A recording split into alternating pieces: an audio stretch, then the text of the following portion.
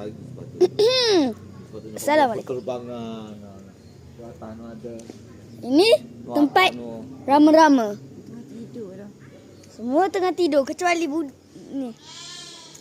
Ya, Tengok tu kat atas. Yang benda ni, tak ukar juga.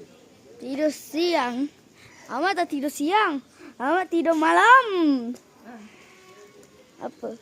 Wah, flower dia tengah makan-makan. Ha, ni besar. Rama ni besar. Usik nak? Bagi terbang nak? Nasib tak? Terbangan banyak. Dah masih di sini. Gambar tu.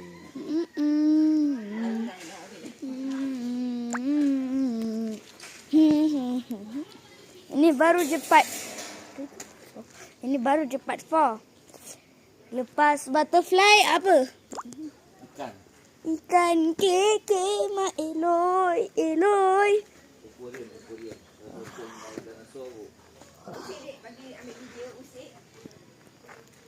Usik supaya Mak boleh rakam sikit. Korang nampak tak? Ham! Apa ni?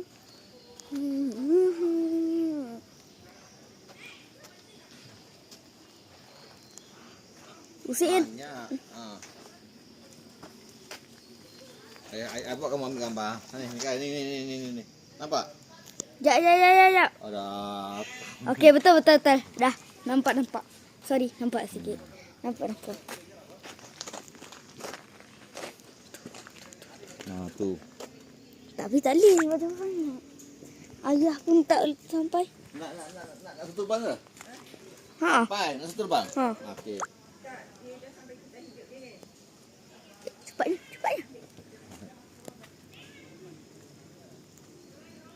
Dia dah jadi kepompong dah tu. Dia dah mati dah. Mari ke pom-pom. Mat tu. Mana? Jom kita pergi cari ikan pula. Satu tu dia dah mati, guys. Lepas tu buang kat tong sampah. Buatlah kubur. Ni besar. Besar. Ya, alpaka. Korang nampak tak? Rama-rama tu.